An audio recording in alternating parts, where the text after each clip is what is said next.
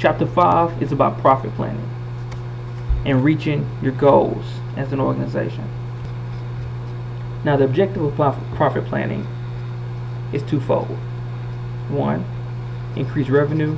2, decrease costs. Ultimately, you want to do both. You want to be able to increase your revenue by raising the selling price or increasing sales volume, or both. And you want to be able to reduce your costs, thus mitigating loss. Remember, the goal of the firm is always priority, and that is to increase shareholder value. And profit planning is how you accomplish that goal. In your text, you will see several components or elements to the profit plan. And I just listed a few here so that you can get a very broad idea of what profit planning consists of. And one of the first things that you must do in order to have a successful profit plan is you have to state objectives, which is simply charting your course, deciding where you want to end. That helps you to manage where you are on a daily basis if you know where you're going. So not just a statement, but you have to put your parameters in place in order to achieve those objectives. And I think we understand financial planning pretty well. We understand that you have to have the means to make it to the end, but your operational plan is just as important. What people do you need in place? What type of additional resources outside of money do you need? What facilities or spaces necessary to accomplish this goal? So that's something that needs to go into that plan. Now, you must be effective with your time. You must have ways to audit and track performance. And you want to make sure that you put procedures in place that are very easy to understand so that you make training a lot simpler.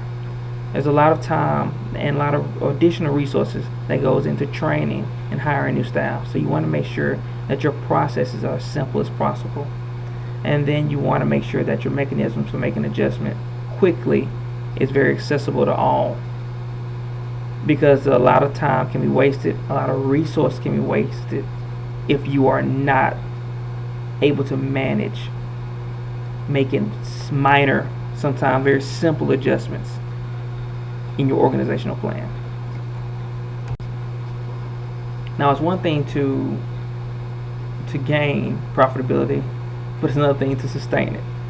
And so here are some listed ways in order to do that. You want to operate efficiently. You want to reduce operating costs by investing in technology.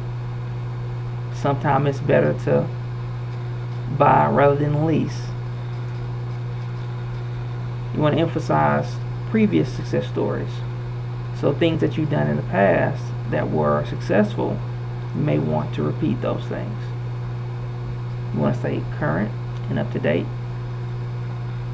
You want to eliminate waste. And you want to gain efficiency by using very current resources and best practices. And one of the best ways to be profitable is, of course, to bring in talent, to make yourself more of an asset, and then to bring in other assets. And of course, then you can always be profitable by producing high quality and delivering high service. In your text, you'll see several samples of non-financial leaders. Most of the people in this course are non-financial leaders in some way, shape, or form. Most people in any organization are a non-financial leader. But as I mentioned earlier, we all have a financial responsibility. So I want you to look at in your text and kind of read in some depth about what these roles and responsibilities are of these particular areas, and why and how they have a financial charge, even though they may not have a title that may deem that necessary.